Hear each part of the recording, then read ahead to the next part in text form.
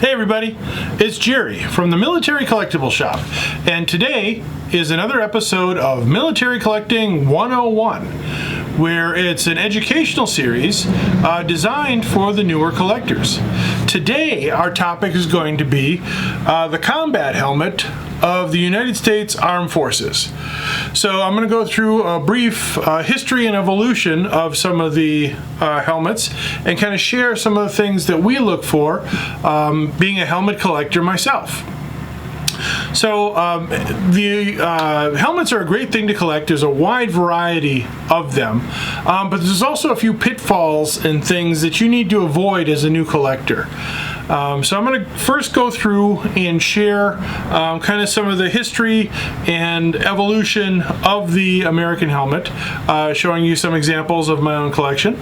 And I also want to put out the caveat there that I am not a helmet expert. There are people out there who know way more than I do. I'm an old school helmet collector. I've been collecting helmets for a long time. But when I started collecting helmets, we didn't worry about things like heat lots and different things like that. We just looked at the helmet and tried to figure out what we needed to see. So, and if you don't know what the heat lot thing is, that's okay. There's plenty of information out there elsewhere on the web, and in books. Books are awesome. There's some great helmet books out there, and hopefully I'll be able to share some of those with you. Okay, well, let's get started. There is a history of American Armed Forces wearing helmets prior to World War I. We had the 1885 spiked helmet, but it wasn't really designed as a combat protective gear.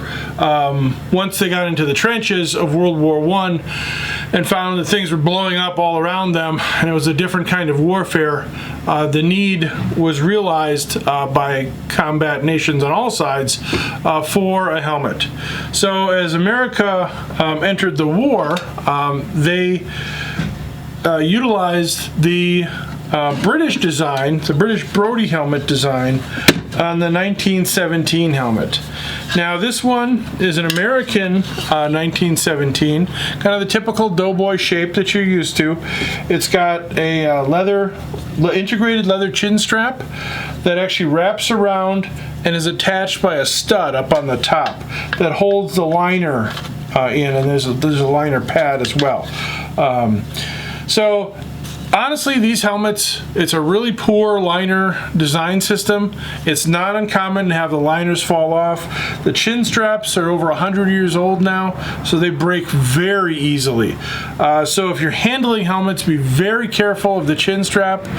These horses and cows have been dead a long, long time, and it's not uncommon to find bits of helmet liner left after somebody's handled them. This particular one is in a combat-y finish, and it's actually painted with the unit insignia of the 91st Infantry Division, the Christmas tree. I don't know if it's a Christmas tree, but it's a tree with the 91 on it. So you heard me say based off the British pattern. The Americans actually used a lot of British helmets.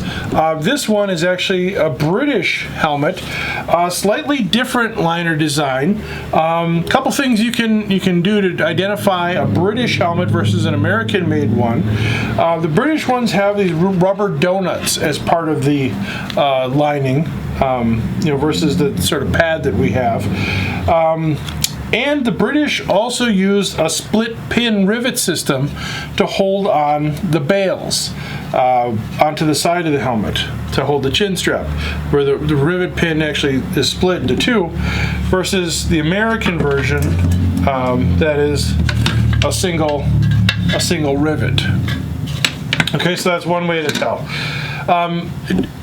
Sometimes I've noticed that the British ones tend to have a little bit darker or more brown paint color. But helmets could be painted at various times. They could be camouflaged. This one has had, it's been painted and then has like rough sand and dirt applied to it to help avoid being shiny, kind of a camouflage, if you will. This is another interesting helmet. Notice the big red stripe across it and the little hole through it. So, what's that about? Well, when we made these helmets in World War I, they wanted to be sure that the steel didn't suffer any damage in the handling, and that it was still giving you the best ballistic properties that it could. So what they would do is they would actually take some helmets out of each lot and they would test them. And the test was they actually had a special .45 caliber bullet that they would fire into a made helmet, and if the helmet was basically supposed to dent but not crack, and if it did, they would reject the whole lot. But obviously with a bunch of rejected finished helmets, you don't want them just piling up not being used. So these were authorized for use on stateside for training and other purposes. So what they did is they punched a hole in them, letting people know that this was a reject helmet, and they painted a red stripe on it for a bigger visual indicator. I think the hole was to prevent people from just overpainting the red stripes and sending these helmets out to the field. Okay, after World War I, there was a period where we knew we needed a better helmet. The helmet provided adequate protection from downward projectiles, but didn't really do anything from upward or kind of sideways stuff. It kind of just protected the top of the head. And so there was a period where America experimented with a lot of really interesting experimental helmets. I don't currently have any experimental helmets in my collection. I would love to get some, and I'm working on one. So we'll see. Fingers crossed. But so America was looking, they knew we needed a better helmet. They're always looking at improving the combat gear for the fighting soldier. So then, as we approached World War II, what the guys were wearing, and these came out in I want to say the 1930s. Possibly, I don't have exact dates. Again, if you're looking for exact information, read a book. This looks like a World War I helmet, but you'll notice it's got a different lining and different chin straps.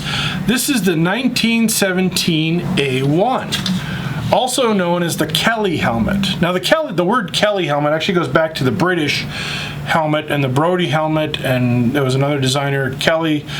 It's kind of a misnomer, but it's a name that sticks with these. 1917 A1. We'll see the leather lining, the little addition of the pad. The top rivet has actually been replaced by a screw and nut. This one's interesting because the screw and the nut are both inside the lining.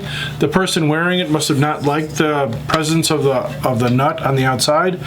And it has now woven chin straps, and we're going to see these type of chin straps carry on into World War II. So they got away from the leather chin straps, which probably didn't work real well back then. They had fixed the lining, making it more adjustable and probably more comfortable for the wearer. And they tightened up the suspension system because it was probably falling apart on them during World War I. So you'll see these 1917 A1 Kelly helmets being worn by early Marines, by soldiers in like Guam, and even at Pearl Harbor when the Japanese attacked. A lot of the soldiers were still wearing these type of helmets. America knew that we needed a better helmet, so they were working on designing, and in 1942 they came out with the American helmet design that we're all familiar with. Where it's a much higher dome, it affords better protection to the wearer. Now, they also knew at the time that they wanted a separate liner system for a couple different reasons. But the problem they knew what kind of liner system they wanted. They wanted basically a hard plastic liner that could hold the webbing and be worn separate from the combat helmet. The problem is they didn't have the manufacturing techniques to make them as these helmets came out. So what we see on the early helmets is there was a couple companies that stepped up and they made what are known as these fiber liners. Sometimes you'll hear them referred to as Holley liners. Holley was a company out of St. Charles, Illinois, that made a lot of paper liners. Essentially, it's like fabric-covered paper mache. So these liners, obviously being made out of paper, cardboard, and fabric covered, didn't hold up well under weather conditions. They didn't hold up well in handling. They broke really easy, they dented easy, they cracked. You know, they knew it was a problem, but it was something that worked. So a lot of the early soldiers were actually wearing these Holley liners in their helmets. And some of them, like this one, have held up remarkably well. This one actually has the early rayon webbing. It's got the early washers holding it. It's got a fixed chin strap. The chin strap is actually riveted into the helmet, so it's a non-removable liner chin strap. Now, this is also what we call a fixed bail helmet. So the early helmets, as collectors, we identify them as front seam. There's a edge that goes around the helmet, and there's a seam in the front. We call that a front seam. And then fixed bail, that's what holds the chin strap on, are these bails, or some people call them loops. Fixed loop, fixed bail, it's interchangeable. Basically, it's like a welded big staple that they welded onto the sides of the helmet to hold the chin straps. Now, the problem with that is that they realized that guys would put their helmets on the ground and sit on them. So those bails would actually break over time. So they knew that they needed a better fix for that. And we'll talk about that in a second, because I do want to talk a little bit more about the evolution of the liner. So we had the Holley paper liner. We also had some companies that came up with what are known as low pressure liners, where basically they used impregnated cotton duck, and it has nothing to do with pregnant ducks.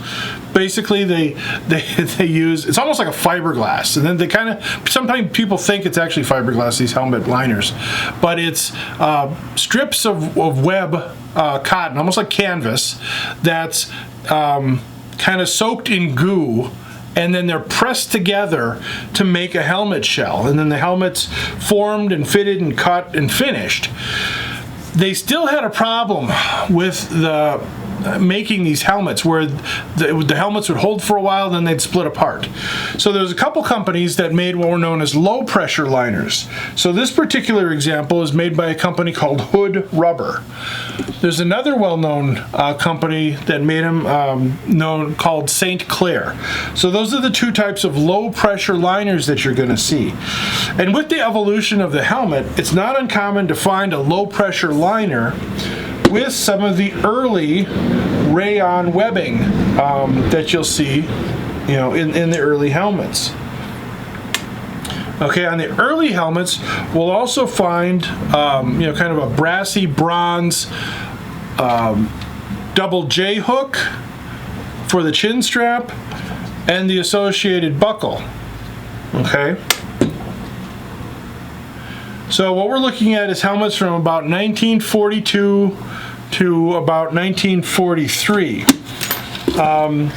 Then we went to they were finally able to perfect the liner production and get the kind of liner that you want. You can kind of see this variegated pattern of the multiple layers of that cotton duck that was pressed together with that kind of resin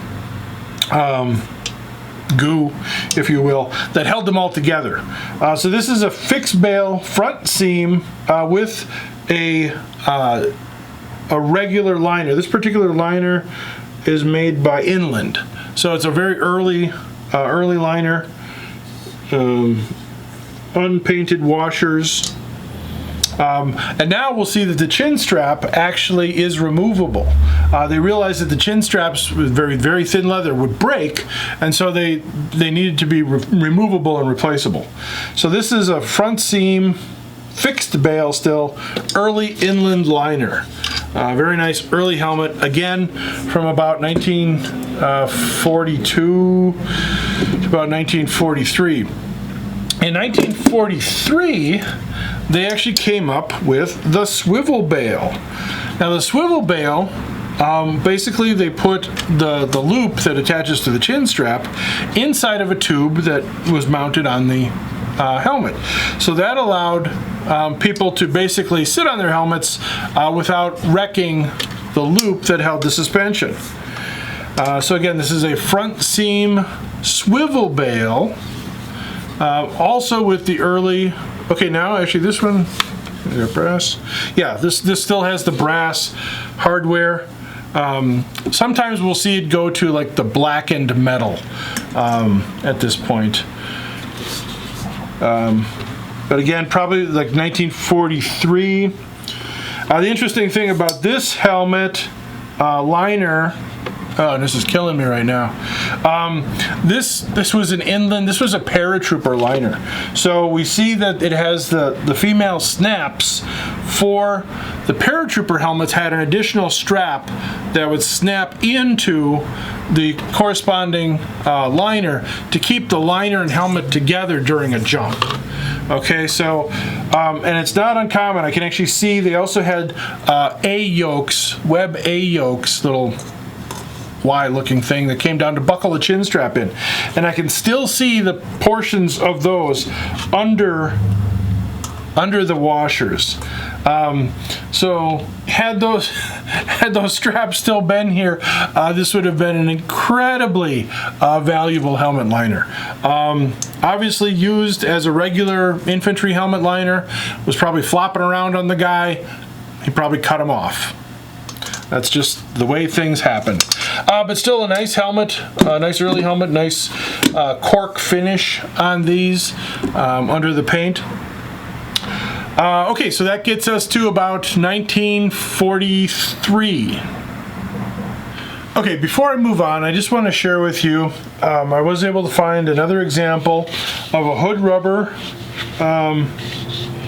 liner, and these are marked HR inside the crown, and a little different paint color and a little different, definitely different inside coloration than we see on the high pressure liners. So this is a nice example of a low pressure liner. The other company that made them was St. Clair, and those have SC stamped in the crown. And again, a little bit of a different color looking to it and kind of a different looking inside. It's not quite as shiny as we tend to see on the later high pressure liners.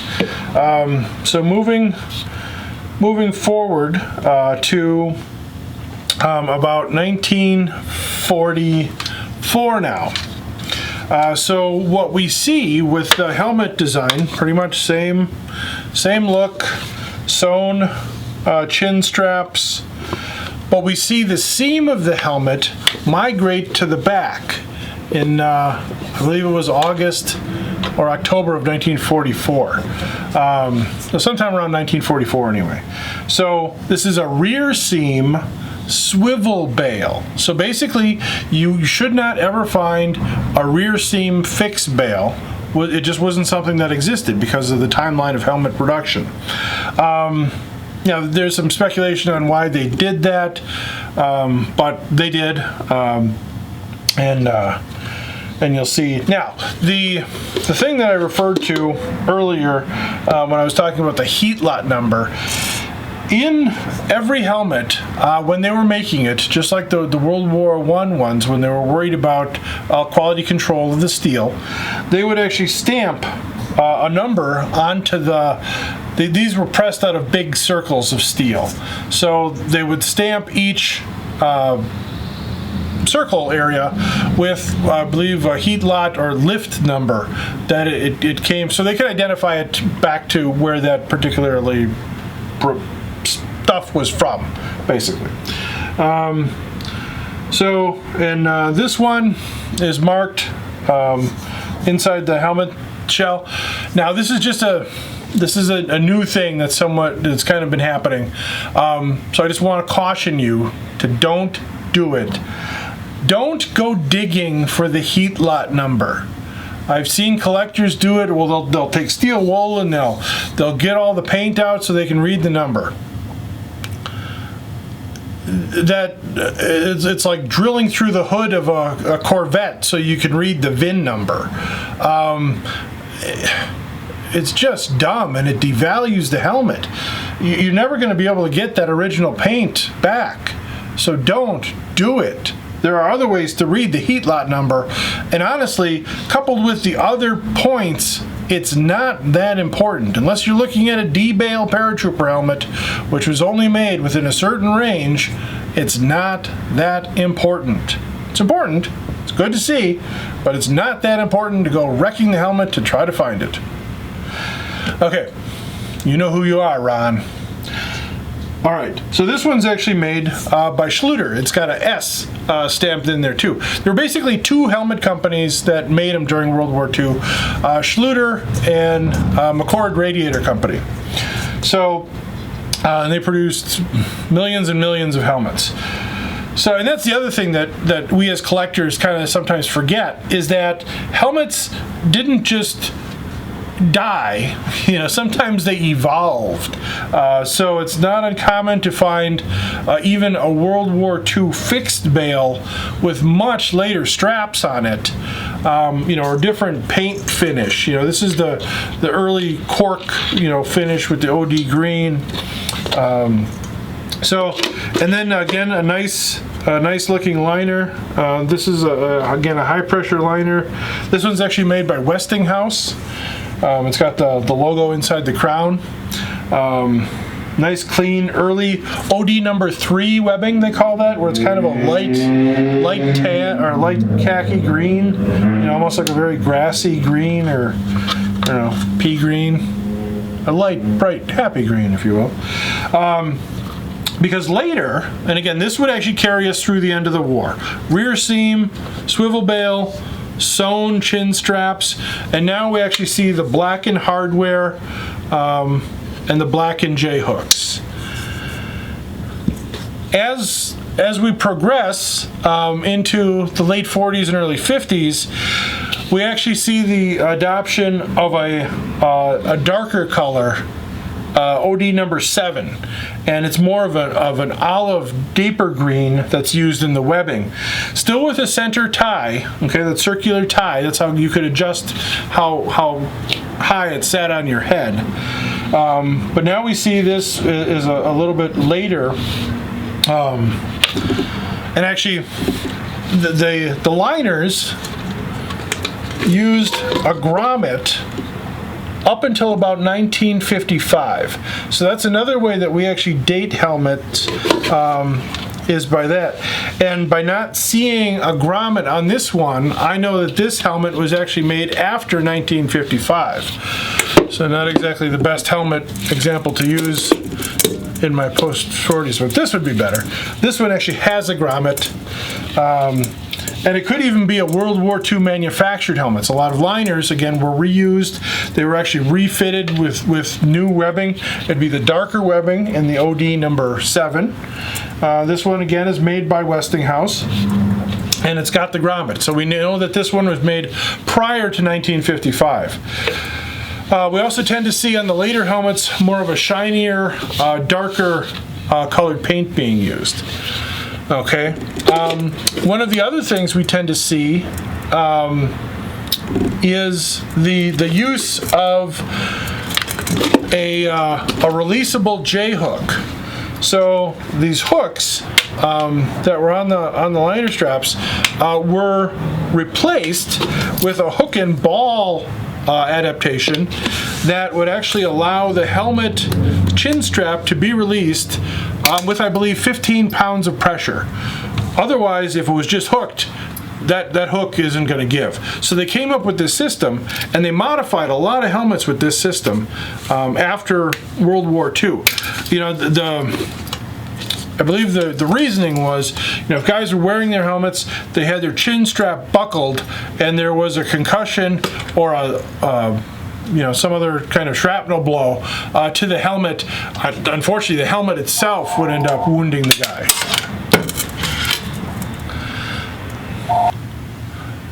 So then as we move forward and go into the 1960s, what we tend to see with the helmets are the use of, they lost that inner tie circle, and we have kind of an intersewn webbing. These are usually also dated in the strapping, so that's very handy. This one's actually dated 1969, so that puts us kind of squarely into the Vietnam period. The cotton duck kind of gets a little different look to it, a little more greener than the browns that we see of the earlier ones. And then the helmets, actually, because by this time most of the helmets we see were using a cloth camouflage cover, and in the Mitchell pattern, kind of leaves and twigs, and so the rough camo finish of the outside helmet, they realized it wasn't really as necessary, so that sort of was eventually phased out, and then they went to eventually the woodland pattern camouflage cover, and that was used up until, I have an example.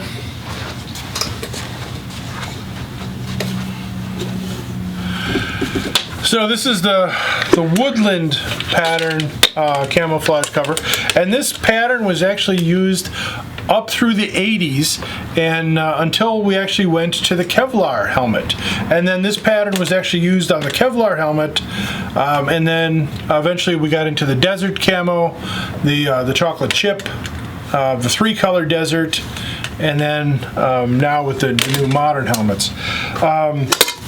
Okay, and this is actually something else I should probably show you. These helmets have, they stopped sewing the chin straps on the sides of the helmets around the Korean War. I'm going to say just after the Korean War. And then they utilized these little metal clippy things. That's a technical term, little metal clippy thing. Basically, it allowed them to fix the helmet more easily in the field if something was to happen to the chin strap. They could actually remove it, replace it, put a new chin strap in, adjust it, that sort of thing. Where previously you'd need a special sewing machine to be able to sew the straps back together.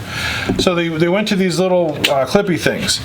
As the earlier ones are OD painted green, the later ones are black, and then we see the on the more modern ones, they're black, and it's more of a much more easily removable,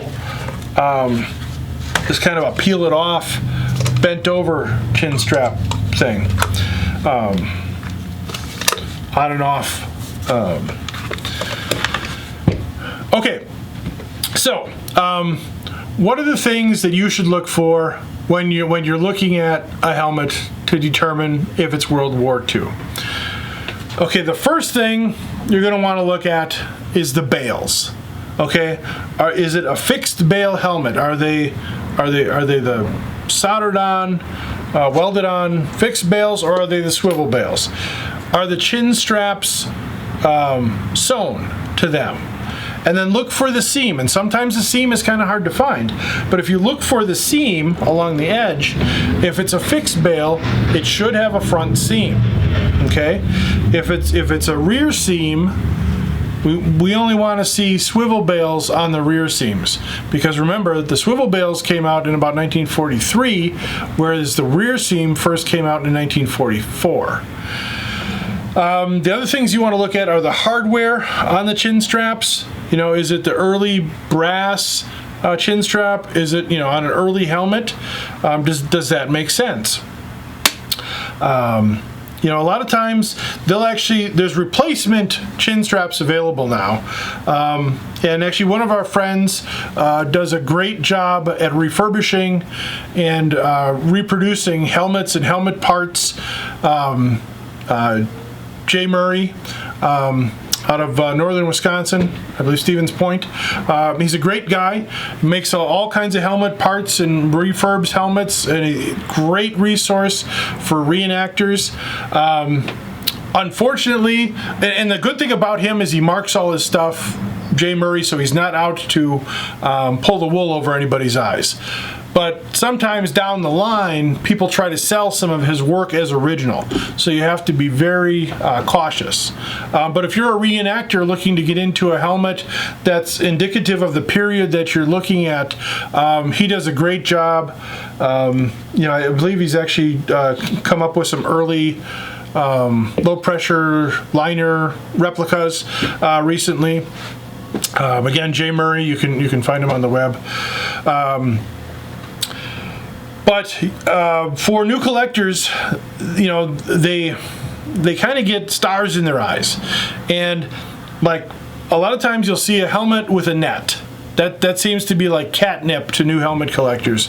Show them a helmet with a net and they're all over it. And honestly, 90% of the helmets you're going to find out there in the wild aren't going to have a net on them. They certainly used them in World War II and Korea. And I've been lucky enough to find several for my own collection out in the wild, but they're very rare. You know, it's not something you're going to find at a flea market on a Sunday afternoon.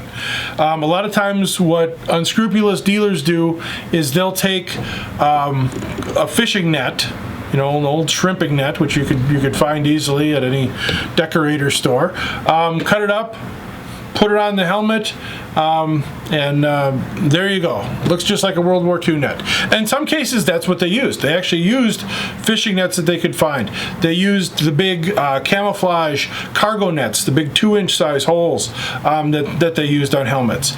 So it's not uncommon, but it's also a little bit of a red flag that you want to look at, and it just needs to warrant a little closer. You know, does it look like it's been there for 80 years? You know, is it really squished, and is there damage along the edges where pressure would have rubbed against that sort of thing?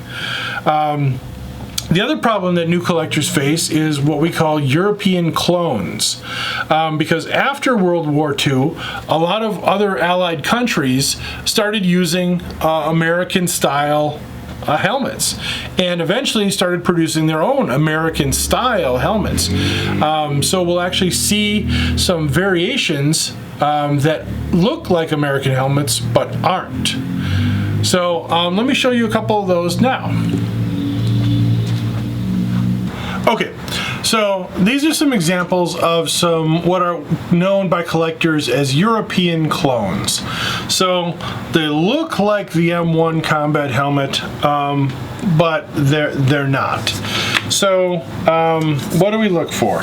So sometimes it's the weird coloring. You know, this is almost like a, I don't know, it's a weird color. You'll also not see the heat lot numbering.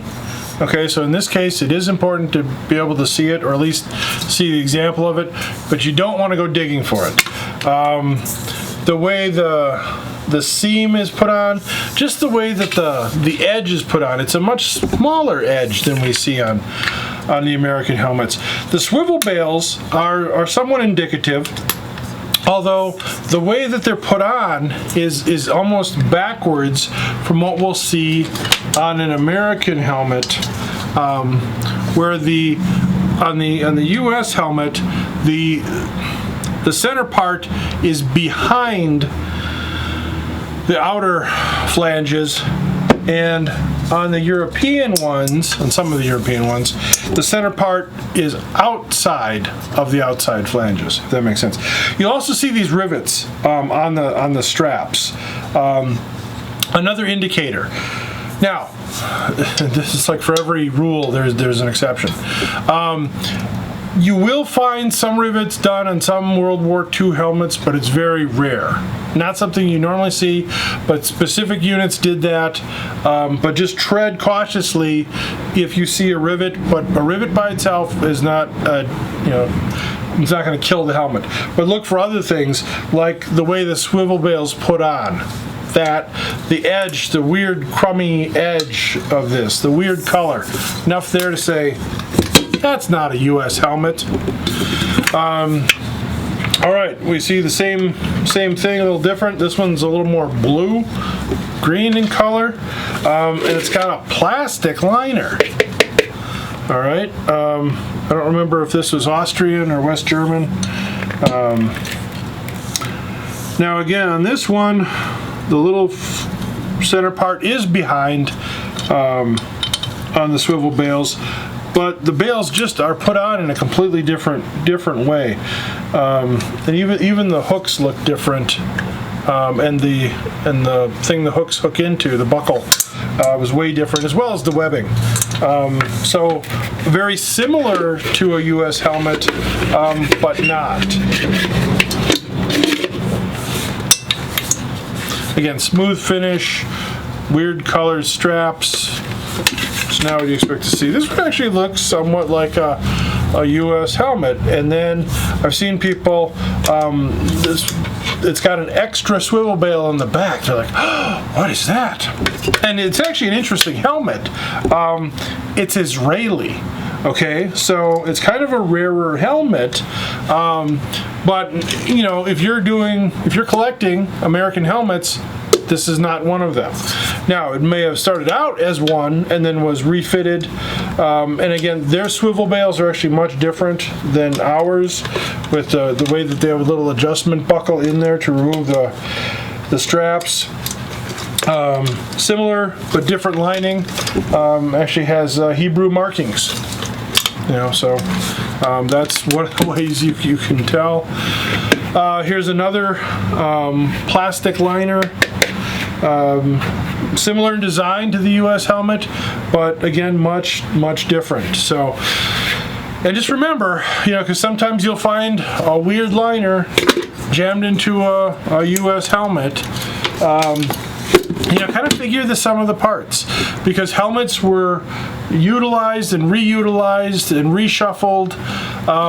So it's almost like you have to unravel the mystery of each helmet and let it tell the story that it's telling. We actually picked up one. Let's grab it real quick.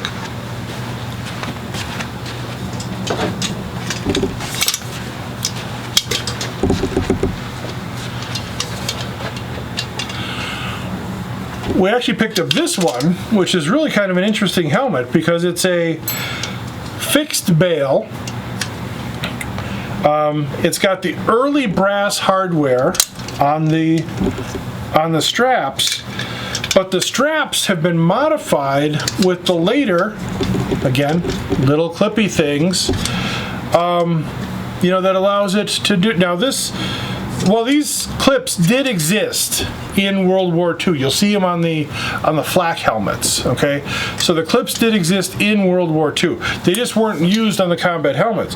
So what is this front seam fixed bale doing with them, where these straps were obviously unsewn and the clips put on? You know, what's the deal with that? I don't know. You know, it's an enigma. It's an anomaly.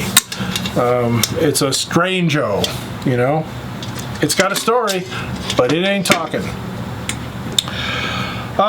Okay, I know I've covered a lot of ground, and there's so much more to helmets. There's different helmet covers. The Marine Corps had their frog pattern helmet cover that they used in World War II. There's Navy helmets, there's flak helmets, there's paratrooper helmets. So maybe I'll do a Military Collecting 101 Part 2 on U.S. helmets, but I hope you found this at least somewhat informative. Again, this is designed for newer collectors who are just getting into helmets. It's kind of the basic information. If you were able to come into the store and you had a question about helmets, this is what we would tell you. These are the kind of things we would show you. So feel free to ask questions. You can either ask questions in the comments, you can email us, you can visit our website, militarycollectorshq.com. You can email us through there. Send pictures. We're always happy to help new collectors. You know, if you've got a question or you're not sure about a helmet you found somewhere on the web, you know, or on eBay, or some of the other sites, you know, send us a picture. We're happy to give you our opinion on it, let you know what we think. Again, I do not consider myself a helmet expert, but I am a helmet collector. So I'm always learning. There's always more to learn. And I hope as new collectors that you're inspired by that too. That you can always look for more information and glean what you can from the different sources that you can. You know, no single book is the Bible, well, except for the Bible. That's the Bible. But in terms of helmet books, they're all great, and they all kind of give you little pieces of the puzzle. But, you know, get out there, handle helmets, feel the weight, feel the finish, look at the finish, look at what age and wear and things like that looks like. Feel the chin straps. You know, what does cotton chin strap feel like, you know, versus a newer nylon one, so that when you're presented with an opportunity to, you know, possibly buy a helmet, and quite honestly, U.S. helmets, they're not cheap to find anymore. You know, so it behooves you to put in your due diligence and be armed with as much information as you can going after them, because it's easy to get ripped off, and we hate seeing new collectors get ripped off. But that's a fact of collecting, unfortunately, in every facet. So we're trying to arm you through this series, Military Collecting 101, where we teach you what we can. Okay, thank you for listening. I really appreciate that. Until next time, I'm Jerry.